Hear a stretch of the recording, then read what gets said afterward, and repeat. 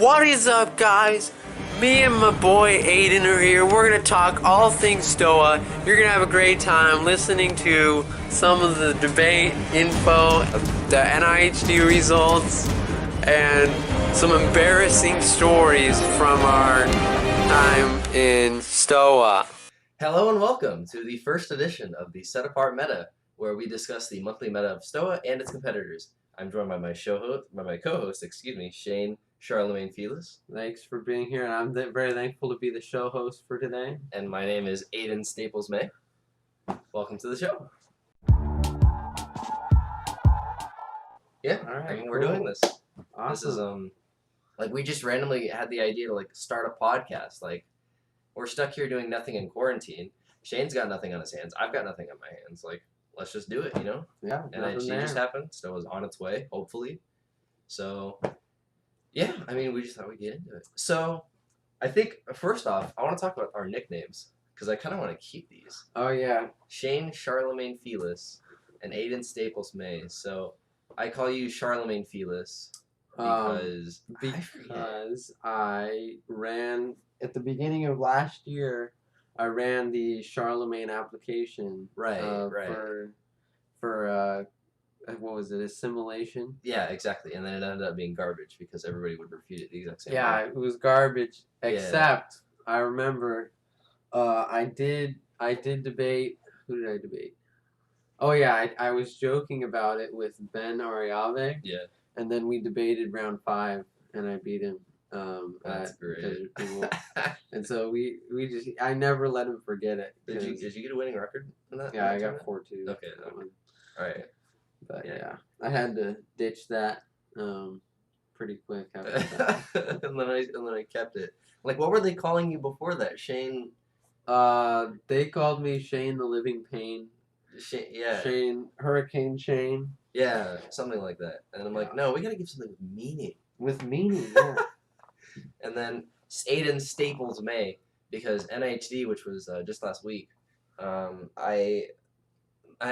there were a bunch of camp cases that we were using for the debate rounds, and I elected to use a case made out of 5 different camp cases, and I ended up stapling them together. I didn't have any tools on my own, so I just ripped the pieces of paper and I started running around the auditorium looking for a stapler, and I found one, and everyone was confused. Why is he so happy? He found a pink stapler. And so I just used that to staple together my case. And then later one of my friends pointed out, bro, you've got 19 staples in this one affirmative case. And I'm like, oh, yay, that's a waste of staples. And he's like, yeah. Cool, that's just going to be my nickname now. So now it is my nickname. Before that, people called you what? Aiden May? No, they didn't have a nickname. Aiden may have had a nickname before. He may not have. I was pretty under the radar last year. Everyone knew my club. Everyone knows us at Set Apart. Yeah, that was your first year, right? Yeah, so this is your second year. Right.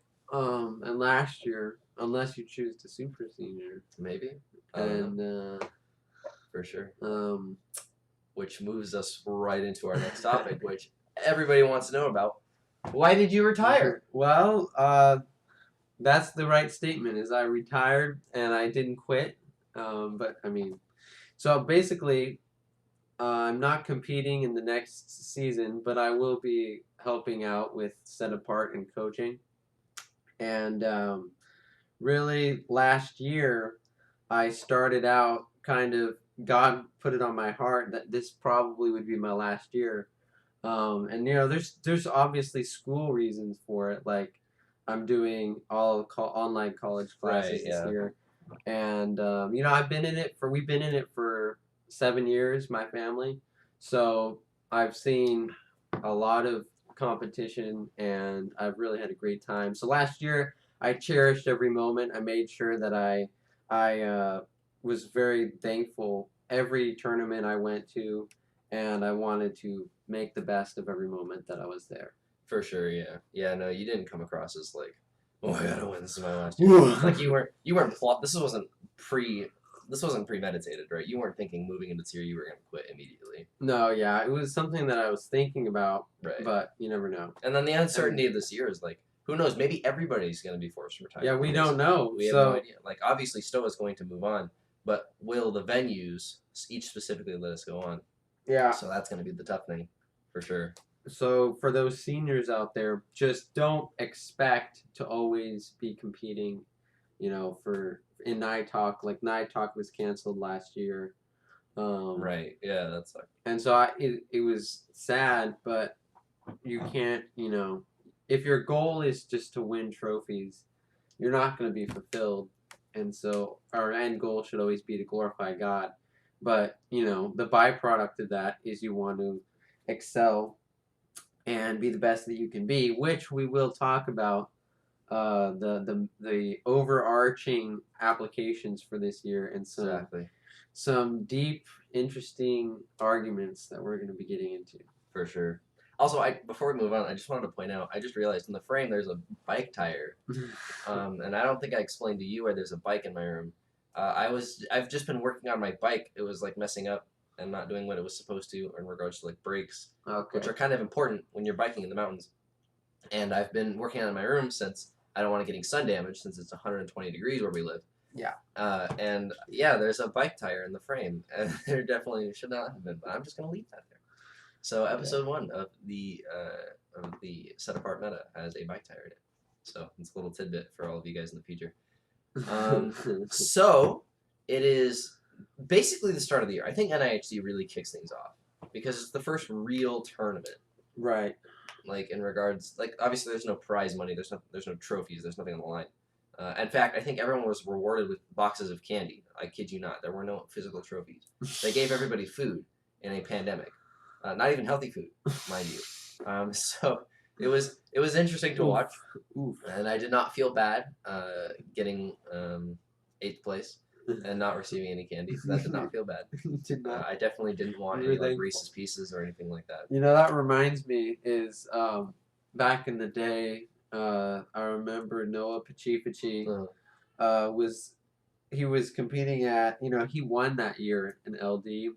I forget, it was his last year, and it was the preemptive warfare year, I think. And at Concordia, he didn't break to uppers or lowers.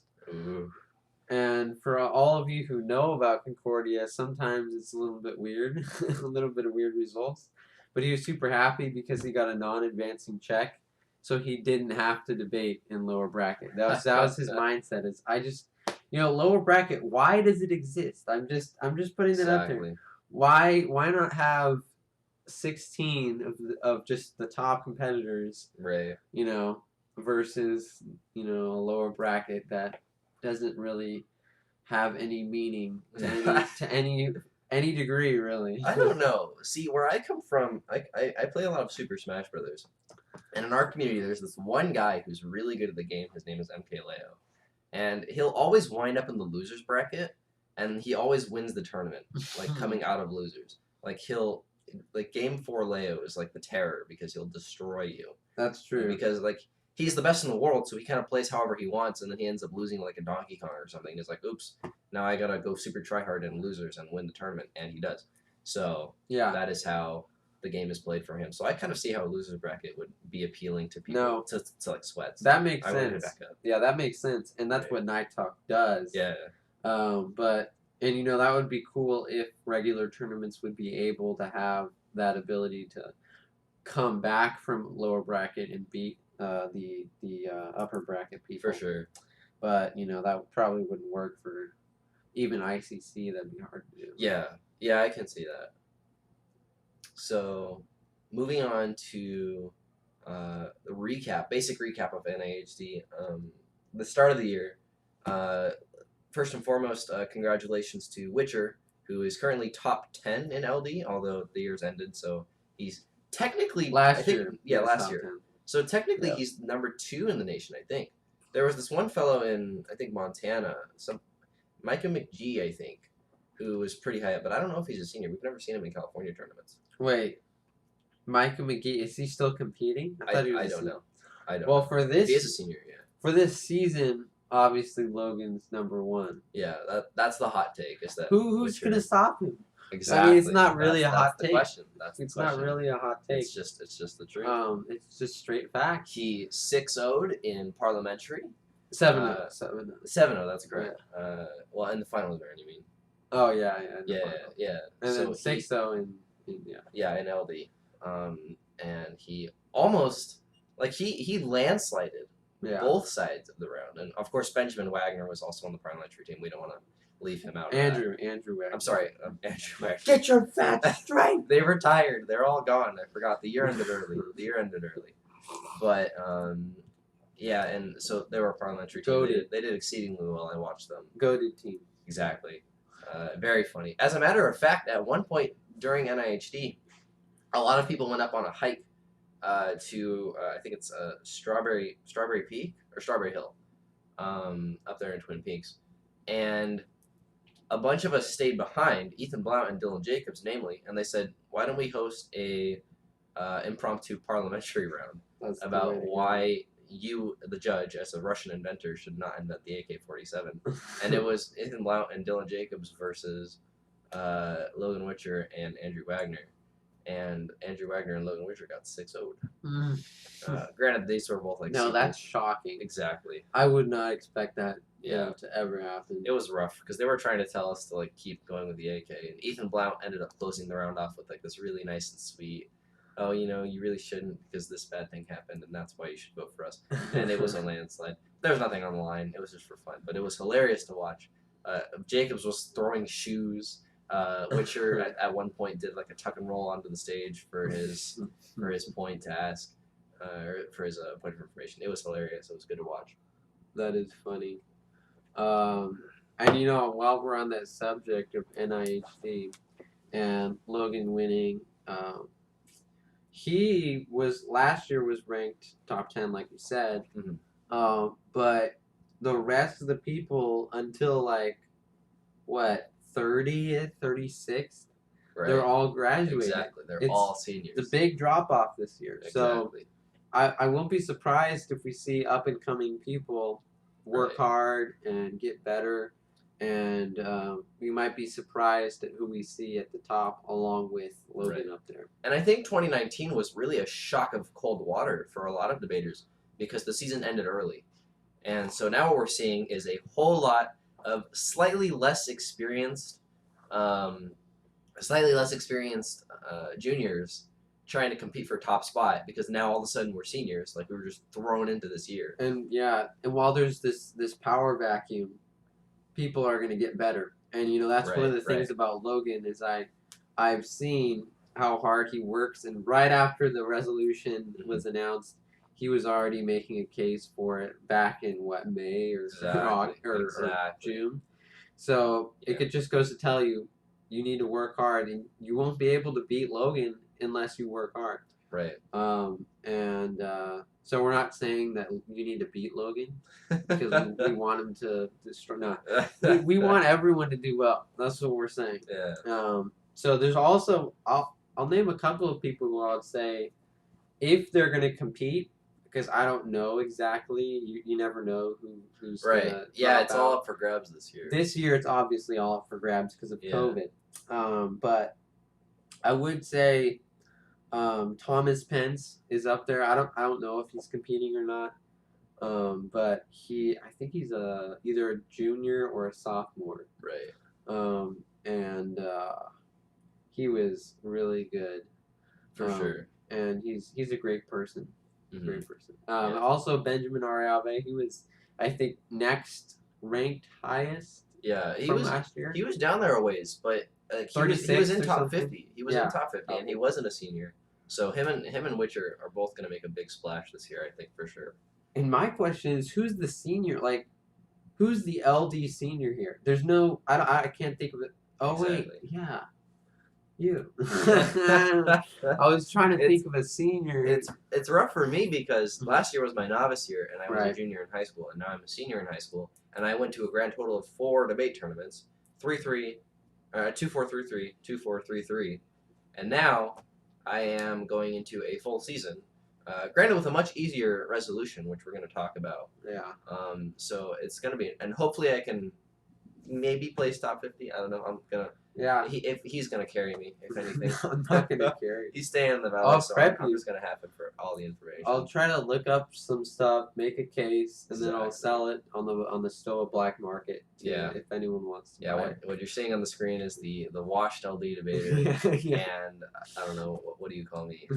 I don't know. The little Mac. Second year little Mac.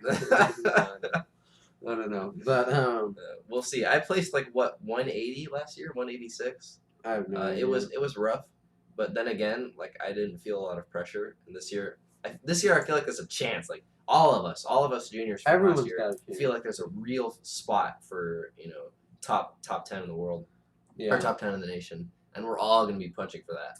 Yeah. So it'll be interesting. I think it's going to be a power struggle. You know but what's we're just gonna have to interesting? wait a couple tournaments to see where the power really is. Yeah. And where the choke is at. You know what's interesting about what you just said is that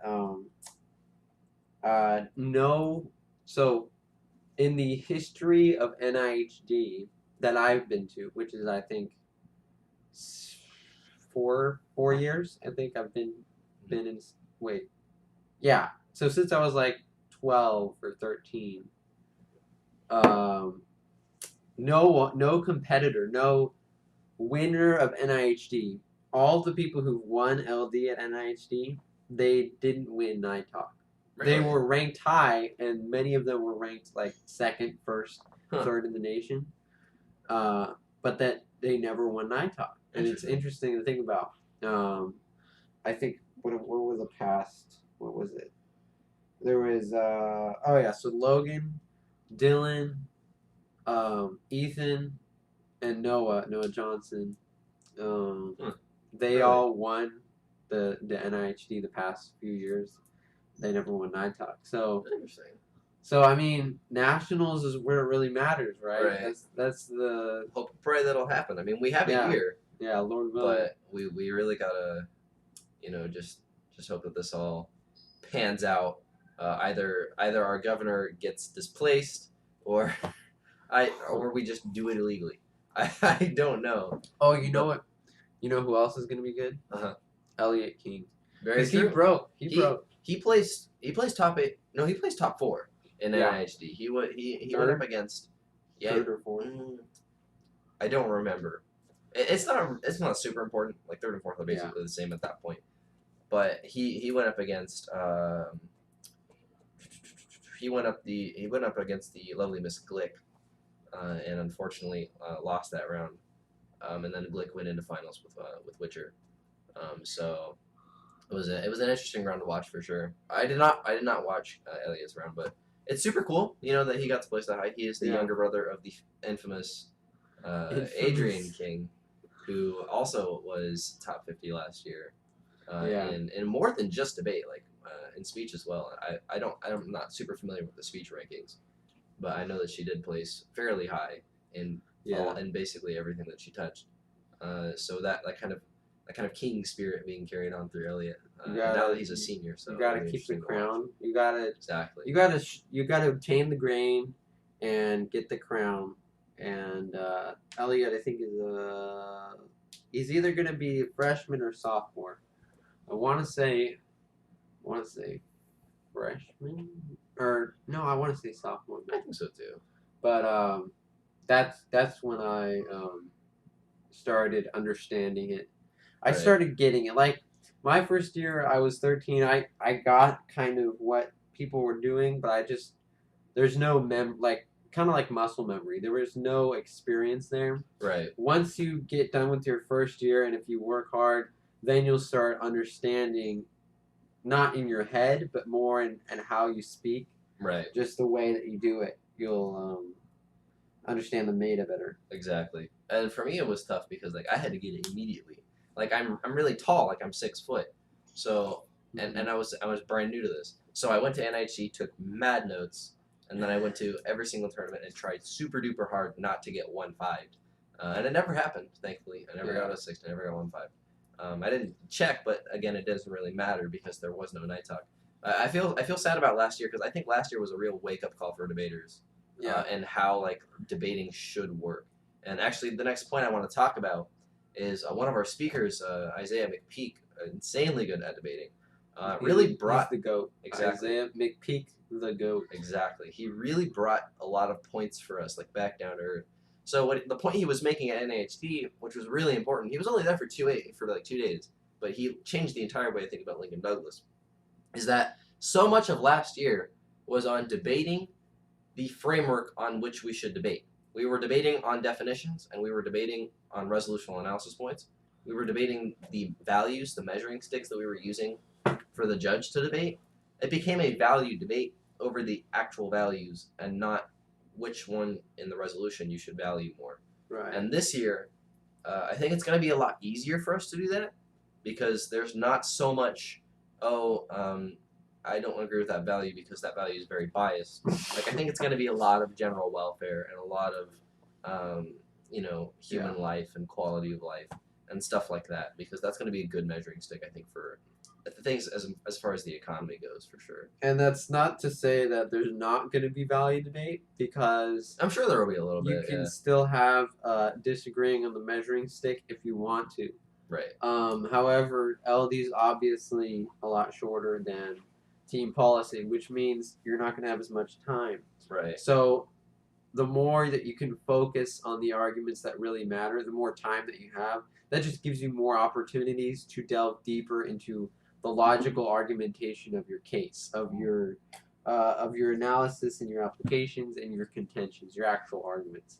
Right. So I'm really excited about watching what this resolution will bring because last year's was not good. Not good. For sure. It was really rough because you could never agree to anything in those debate rounds. It was really rough. You had to be top of the line.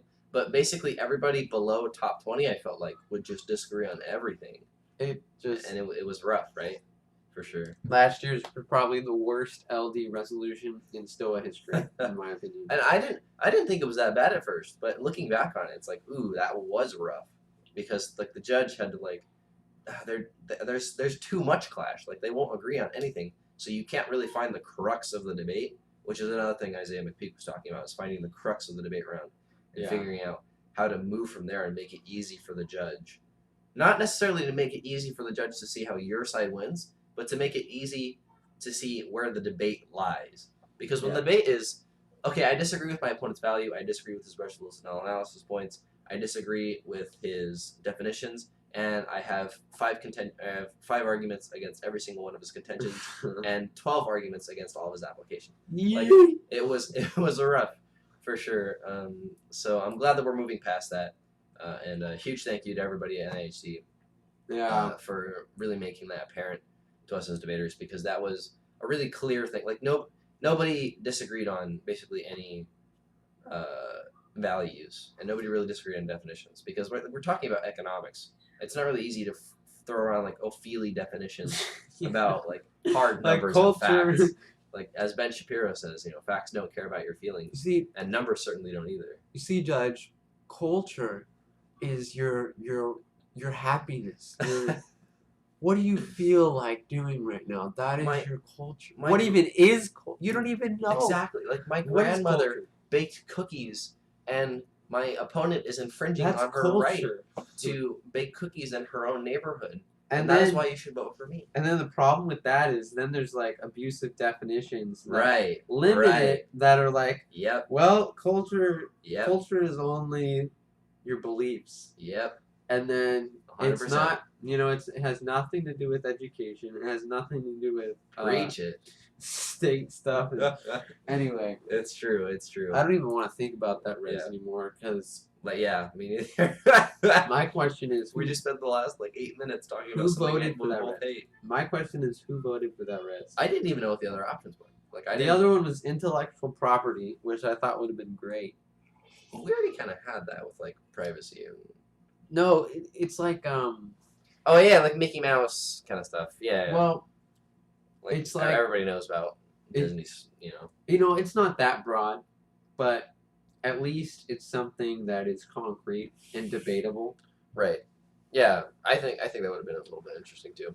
This is just so rough because every value was like, uh, multiculturalism. My value is diversity.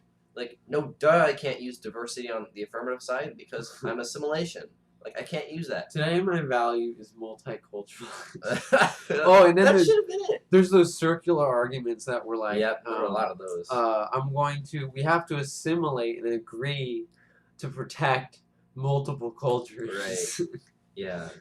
Anyway, Yeah, I think last year was super rough. the viewers, they want to hear more about this year's resolution. They want to know what to do going forward. Sure. They don't want to hear about this Right. old weak sauce. Yeah. So let's talk about some of the applications that you ran into. Obviously, I wasn't there, definitely. but I will, give my analysis on what you said. And then I ran into a couple of these, so I'll just kind of list a couple of the main ones.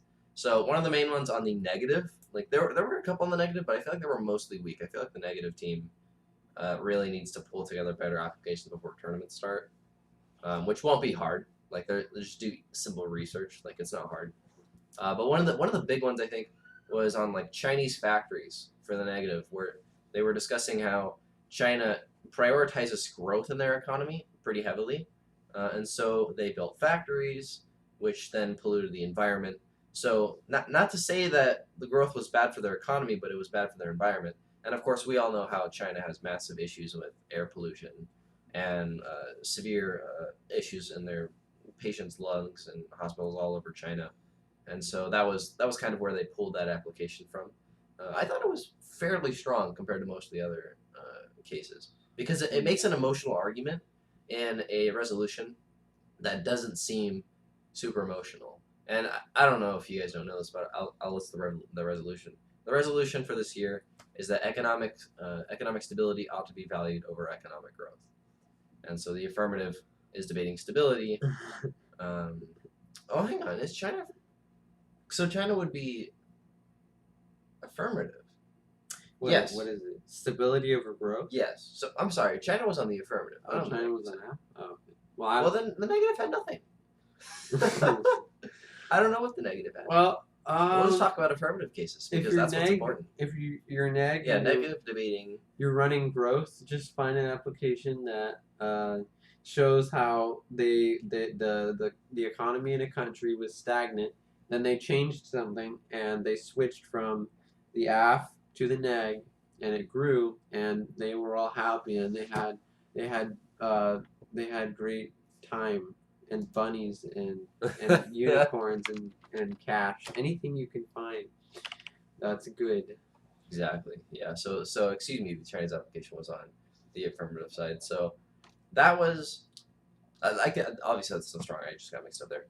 Where it was kind of powerful because, like I was saying, it makes an emotional argument. Like you're harming the environment, you're harming all these people, and that really goes along with human life and general welfare. Because obviously you're destroying general welfare with smog, and nobody's going to dispute that China has awful air quality. However, like in regards to how that affects the economy and whether or not they prioritize growth, what would you say to that?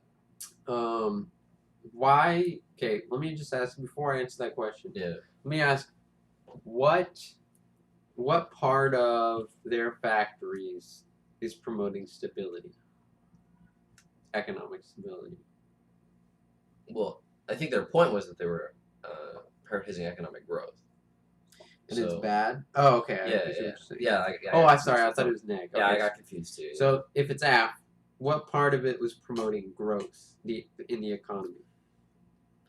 Well, I think because the definition of growth is like fluctuations in the percentage of the GDP going in or out.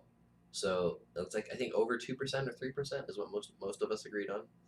And so obviously China was during the period of time, and I don't have the exact date, but during the period of time that they were building all these factories, because obviously they build a lot of our American products. During that period of time, they were saying they were promoting the growth of the economy at the expense of the environment. Oh, okay. Which felt like a pretty solid application, I think. Interesting. So I think that might tie back into like definitions a little bit, because you gotta prove that they were prioritizing growth. So I see kind of how that would work. You're saying that when a country values regards the growth of your economy as more important than just being stable, Right. then it leads to um, human rights issues or just quality of life issues. Yeah, that was the point they were making. So their value. Okay, I see what they're saying. Right. Now, what do you think about? Let me ask you this: what do you think about conflict? And this is something that obviously is talked about every year in Stoa. Right. When in conflict, is that something? Let me ask you this: is that necessary for this resolution? Conflict? Is it necessary to have both sides of the debate in your application, saying like they valued this over that? They clearly showed how they changed from one side to the other. Or can you just analyze an application and stability? It's universally agreed upon that a country has to have stability before they can prioritize growth. Okay. Because if they're solely prioritizing growth, then you get countries like Saudi Arabia who are like prioritizing growth of their GDP, and yet their human life is like, or their quality of life is complete garbage. So that's the common application. That's the common idea, and then it'll be like this weird he said she said thing, and in the end of the debate round where the affirmative side will be like, stability comes before growth, therefore stability is more important. But then the negative will just say, no, growth is more important because you have to have stability before growth. Like, I can't debate on that, but I can debate that the growth that comes afterwards is better than the stability that you had before. And then it becomes the affirmative's job to say, okay, well, this doesn't work and this doesn't work. And so that's where the conflict lies, I think. That sounds like an argument, but it doesn't sound like that great of an argument. Right. Exactly. It sounds like a common argument, though. Yeah. You could make a case for that. Yeah, and it will definitely be a common argument, I think, at least for the first few tournaments. So what other applications did you see? So, and then on AF, these kind of merge, Canada and Switzerland. Okay. And I think we discussed this for a while, on how Canada and Switzerland are both ranked high for quality of life and how they promote general welfare, et cetera, et cetera. Right. And they tie that to the country's prioritization of stability. It's similar to last year. There was an application of how Canada promotes multiculturalism, and therefore that links to them being ranked #1 in the world for quality of life. It was the exact same thing where they promote stability, therefore they are ranked #1 for quality of life. So I feel like a lot of the arguments from last year can kind of just carry over to this, right? The correlation is not a connection kind of thing. Yeah, and that's where you just have to find evidence, Right. for both sides. If you find evidence that shows a direct link, whereby the country was impacted positively by the new economic policy, Exactly. then that's good for app. And if you can also find evidence that there's other factors for why they have such good quality of life, that would definitely disarm that argument. For sure. Yeah, and it was rough in NIHD because nobody really had that kind of evidence. Yeah. But I think it's going to be really easy because people are going to be using Canada all over the place because you see #1 in the world for quality of life, and you immediately want to get on that. So I think both sides should very heavily back up that case with evidence. Like, nuke the evidence on Canada. And probably on Switzerland too, because that one's going to be a little bit, that one's going to be the same. I think it's like ranked #11, I think by the same people. They were using U.S. News, which is interesting because that's a pretty liberal site.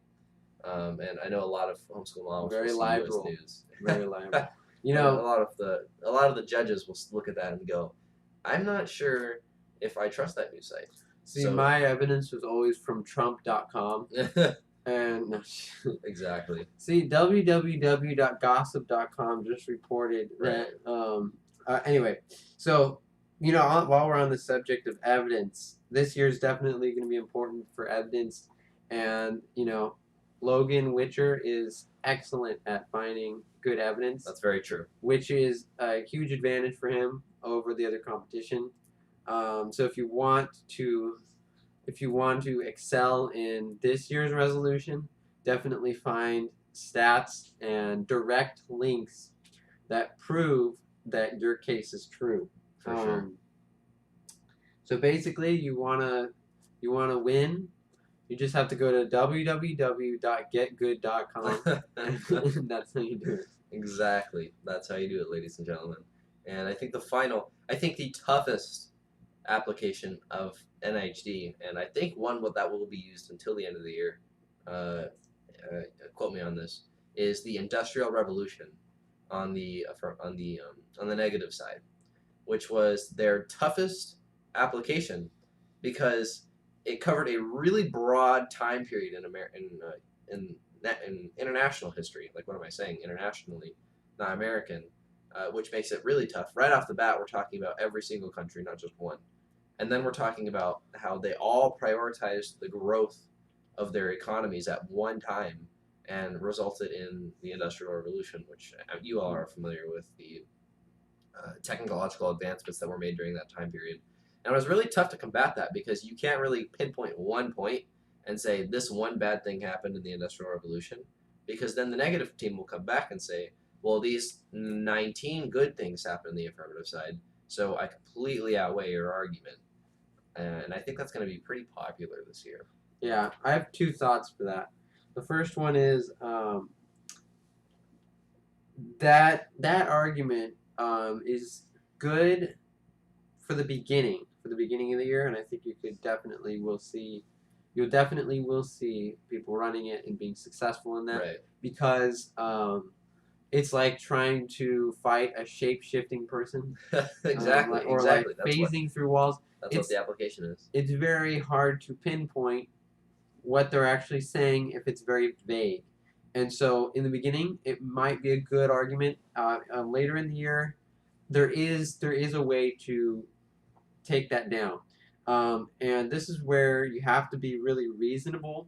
And it's not, in my opinion, it's not a smart way to debate when you're just attacking and being very aggressive towards the other person and Right. aggressive in your speaking style. Um, because if I've never really liked. I've been aggressive in certain times, but it's certainly not as fruitful in the end as being more reasonable or trying to be more reasonable towards the judge.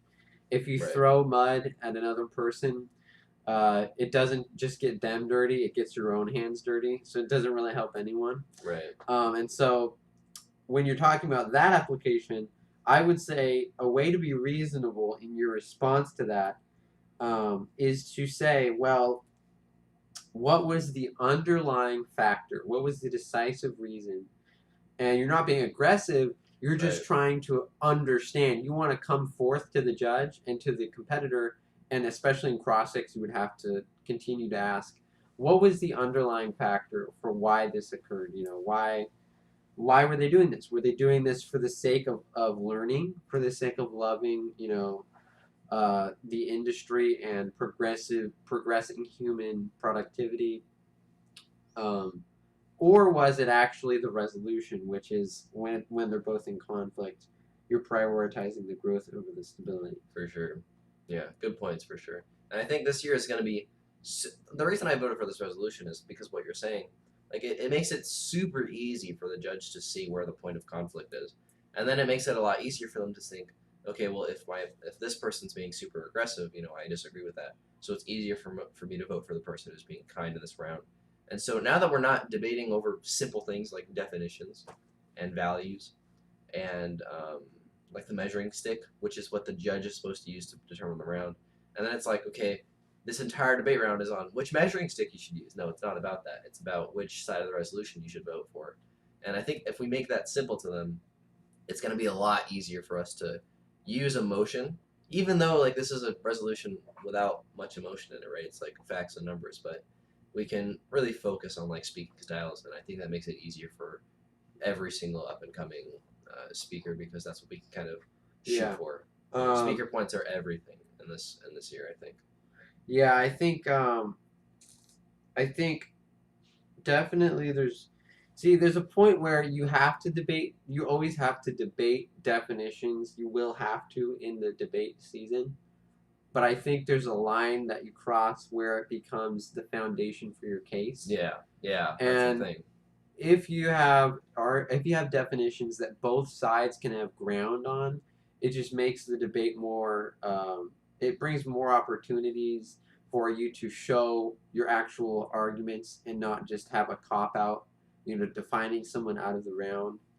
Um, and so it's going to be great to see the values and the definitions being played out in the actual applications and in the arguments, not just saying, well, you don't win because you didn't disagree with my definitions or Exactly. didn't respond to them. So the judge is still going to be voting off of the value. It's just they're not voting off of, oh, he dropped my value, or oh, his value doesn't work, or oh, my definitions he didn't agree to or he didn't disagree to. Right. So the value is going to be the decisive factor for the judge, but it will be in the argumentation, in the applications, in the contentions, Right. in the logic, not in the rules, right? Right. Not in someone defining you out of the round. Right, and I think because this year human life and general welfare is going to be so common that both sides are going to have applications appealing to the one value, and so it'll be less about which value is the best value and a lot more about which side upholds the value the best. Because it's a little bit of a challenge because once you take on their value as the negative, then you have to prove that your side is better. Because last year was really easy for the negative side to say, I don't want to use that value, I'm going to use my own value. And you're basically reading off of a script why yours is better because it fits your value, and not necessarily why your value is better than their value. But this year it's going to be a lot more apparent. So, like I said, it's going to be a bit of a wake up call, I think, for a lot of debaters who opt not to take that path and continue doing what they did last year, because I don't think it's going to go over super well with this resolution, and especially in this climate. I think the people who did good in preemptive warfare that year. Mm. I think they'll do good because I still think there's going to be value debate this year because it's two values, stability and growth. Well, it's not two values, but it's two different economic systems with inherent values behind them that have real implications in the real world. And so it's the same kind of idea. It's the same framework as similar. It's not the same, but it's a similar framework as the preemptive warfare year. Right. Because it was asking a decision that had values behind it, but it had very real implications in lives being lost. And so really, it's big picture, but also very concrete. That's what I liked about that year's preemptive warfare as well as this year's resolution, versus something that's very vague, like culture. Exactly. Yeah. So and I think the reason I'm having a hard time visualizing what you're saying is because at NIHD there really only was like one value and then like two like strange ones that nobody got successful with. Like in finals, all you saw was human life, quality of life, general welfare. But now that you're talking about it, I can definitely see a world where debaters kind of come up with completely different values, and that's going to be fine. I think. I don't think it's going to be wrong to have a debate on certain things because, again, what you're supposed to do is completely tear down. Like, okay, their value doesn't, their applications don't support their value for these reasons. Therefore, my value automatically wins. There's nothing wrong with that. But when you invent a value specifically to cop out and like weigh the round to your side with bias, I think that's what a lot of judges really hate to see. Yeah. And so it's gonna be one of those kind of years. I think. I can see what you're saying. I don't know if the judges. Let's talk about balanced negs. Let's do it because we did see a balanced neg in finals. Yeah. Oh, I didn't see it, but I heard about it. Yeah. So the balanced neg this year is essentially a negative case, trying to say that stability is not to be valued over growth, but they're supposed to be valued equally, and that's really tough because you have to set up your case with a lot of very specific resolutional analysis points, and that takes up a lot of time, right? And then you also, on the negative, have to respond to all the affirmative side, and so that kind of not only does it weaken your argument against the affirmative, but it also makes it confusing for the judge because you often have to talk pretty fast to get away with the balanced neg. I think you hit it on the head, the last thing you said. Mm-hmm. The debate is not always about being right, and I commend whoever runs a balanced neg because it's something that goes against the grain. Right. For sure. Obviously, it's something that's very normal.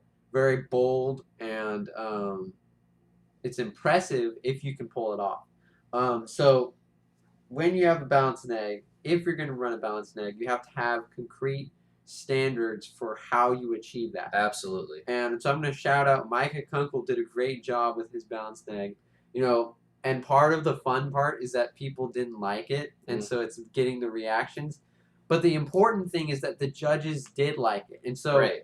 if you're going into the debate and you think that the debate in Stoa is about the paper on the table, then you're gonna go in losing because debate is about the judge. Exactly. It's all about the judge. So his case, Micah Kunkel's neg, was very well received with the judges because of the way that he worded it, because of the resolution, because of his evidence in the applications, etc., etc. We could talk about that all day. This is a different year. This is a different resolution. If you're going to run a balanced neg, I would ask for a lot of different people's help who've run them before, but I would kind of stray away from running that because running a balanced neg because of the way it's worded. The resolution inherently is asking which is more important, which it's almost like you're saying, yeah, they're both important. Right. Well, we know that. We know that. Yeah, and the affirmative will say that for sure. Like growth, stability has to come before growth, anyways. We kind of know that they're both important. Right. So, and I feel like it's going to be. It's not hard to make the negative argument. It's pretty easy to say growth is more important. You just have to have the evidence to back it up. And just the way that this resolution is worded is perfect, and not perfect, but more. It's better equipped. It's better equipped to give both sides equal ground. For sure. So for a balanced neg, you're gonna have a hard time because it's gonna be confusing when the judge says, "Okay, well, they're saying one side's more important than the other, and you're saying they're both important." Right. Well, and not only are you framing yourself up a bunch, but you also have like fairly weak responses to the affirmative side because they can clearly show you the bright line. This is where stability is more important, and the negative has to like set up a very, very, very tight bright line. Yeah. To make the round even. We're not saying you shouldn't do it or that you can't do it. It's a lot. We're saying that you're going upstream, and we commend you for that. We commend you for that. That's what I was just thinking. If you want my honest advice, I probably wouldn't do that because you're like you were saying, we have equal ground in the res, and then what you're doing is instead of taking a step up like the affirmative side, you're staying on the base floor and saying this is where we should both be at, and I think you should vote for this side because of that reason. But then it's fairly easy for the affirmative to come back and say, no, we should keep going upstairs because of X reason. And that is the debate round. We don't have the biggest brains, you know. People might, you know, your coach might tell you to do it, balanced neg, and they might actually really do a really good job. You should do that. So we're not saying that this is across the board, 100%. You shouldn't do a balanced neg. Yeah. However, usually the people who win NIHD, from what I've seen, I don't think I've ever seen a balanced neg. Right. That would be unprecedented. I don't think I've seen a balanced neg. I've never watched a balanced neg in out-rounds in nationals. Right. But it could happen. Right, for sure. Could happen. Yeah. And yeah, that pretty much covers basic debate stuff, so we have some time left. Let's talk about our most embarrassing stories. Oh boy, from Stoa. So, I'll kick it off. Okay, you can finish. Right. So, I don't have a lot of embarrassing moments in Stoa. I do have an embarrassing moment from NIHD. So NIHD is interesting because everybody is in dorms for basically the duration of the camp. And the dorm I was in with my roommate there were 3 people in my dorm. There was myself, a guy my age, and our club leader who goes to bed pretty early. Lights out as I think lights out was at 11, and he went to sleep at around 9:30 or 10. And so and it's weird because the dorms are set up so that, like, imagine this is a dorm, and then that right there is a door to the next dorm that you open, and then your opponent, the other roommates will open up the door, and then you can just kind of walk into that dorm. And so we decided to do that, to like talk and stuff while our roommate was sleeping up until 11 o'clock. And we were in there for about 45 minutes. And then we look out the window, and there's like a search party looking for people. And they're like, "Hey, have you guys seen What? Aiden May and his roommate?" And then everybody starts panicking, like, "Oh, we Hide under messed the up." bed. Because I didn't tell anybody that we were going in there. My mom had tried to call me. I only got one phone call because the reception is awful, even though she called me like 6 times and messaged me like 12 times. And so she obviously went into a panic attack because she thought we were like being eaten by bears. Because she went to our room, she knocked on the door, we weren't there, and I wasn't answering my phone. So yeah, they initiated a search party. I was in the dorm and I completely forgot to tell anybody. So I had to go up to all the camp leaders, every single alumni that was there coaching. I had to explain, oh, I'm super sorry. And it very embarrassing. Like myself and my roommate like literally did not want to get out of bed the next day. I don't want to have to face that shame. Because all the club leaders are going to tell their little clubs, and then it's going to be everywhere. So thankfully, I got the story spread out right.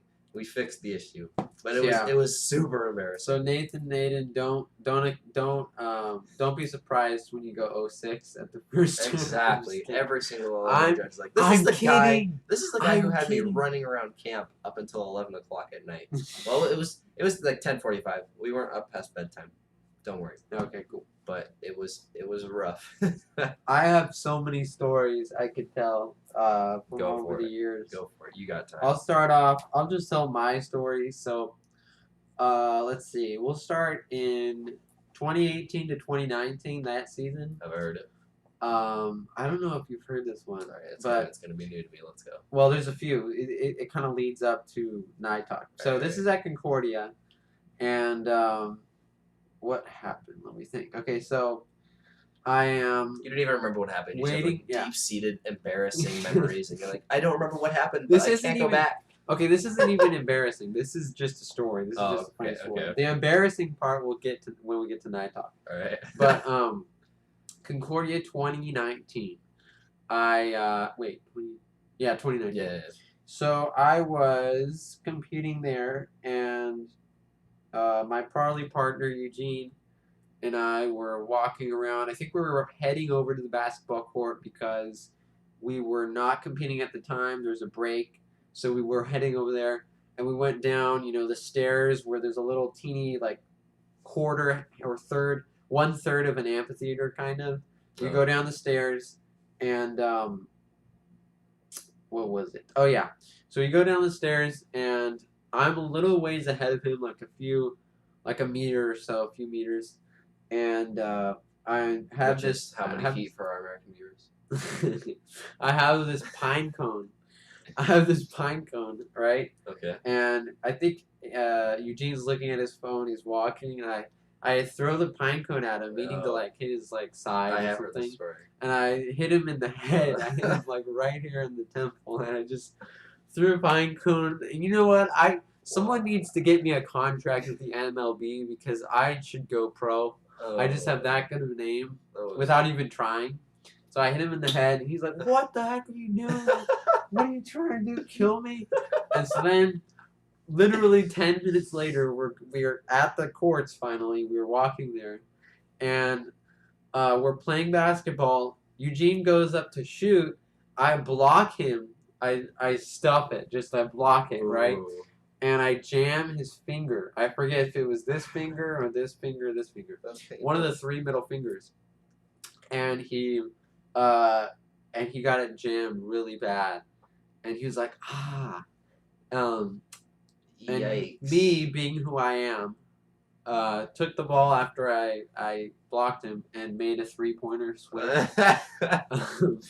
Dunk on GG. And so then after that, he had to take like some painkiller. No. And he was going into round 6. Oh, he had to compete after that. He had it wrapped up, and it looked really swollen. Yikes. He had a piano recital 2 weeks later that I don't know what happened. I think he was fine.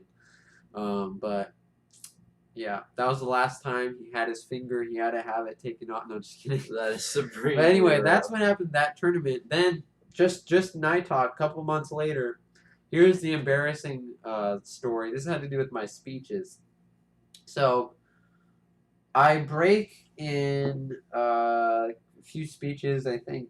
The main ones that I remember were A. Paul Mars Hill.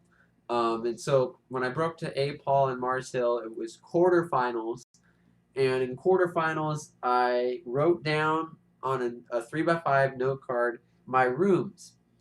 Then I get my stuff, I get my box and my binder, and I'm running across the parking lot all over the place because As one does. the Dallas Baptist University, the what is it called? The campus. The campus was huge. Everything So the in whole Texas tournament, is. I was running all over the place. And now, if you know me, I have a horrible sense of direction. I have no idea what I'm doing. Even if I'm looking at a map, I have no idea where I'm going. It's true. I have no sense of map direction. It's true. I could be, if my mom told me to drive us to like Costco or something, I'd take like 10 minutes longer than she would. Exactly. Anyways, I'm running around. I get to my room. I go in. It's my apologetics. It's my Mars Hill room. So I go in there with my Mars Hill binder. I sit down after I take 3 slips of paper. Then I look at the pieces of paper and I realize I took 4 slips of paper instead of 3. Then I turn them over and they're not Mars Hill prompts. They're apologetics questions. In the quarterfinals round, I brought in my Mars Hill binder. I left my APOL stuff outside the room, and I had 4 slips of paper on accident that weren't even Mars Hill. So I stand up. Apologetics.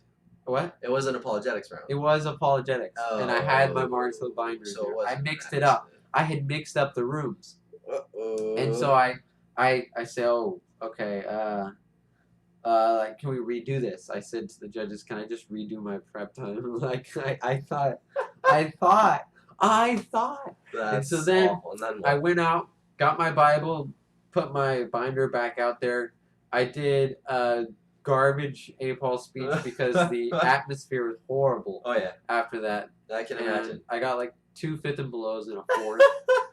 And I didn't advance, surprisingly. I know. That is sad. And appearance is everything, ladies and gentlemen. Those prelims for APOL were some of the best prelims I've ever had. And then the quarterfinals, I just mixed up the rooms and out the window. So then I run to my Mars Hill room, and I do a great speech.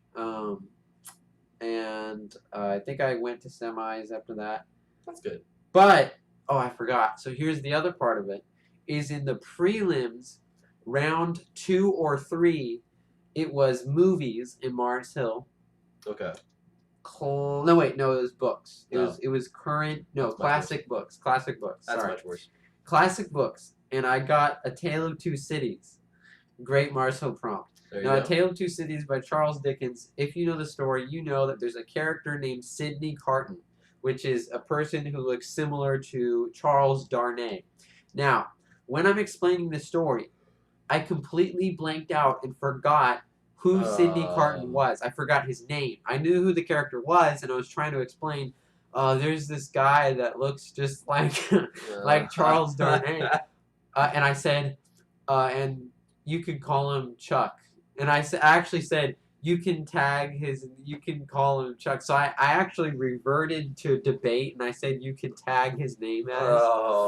And I said, you can call him Chuck. And I said, no. So I called this was in the same tournament? Sidney Carton. I called him Chuck. I literally said it in the speech. Yeah, you can call him Chuck.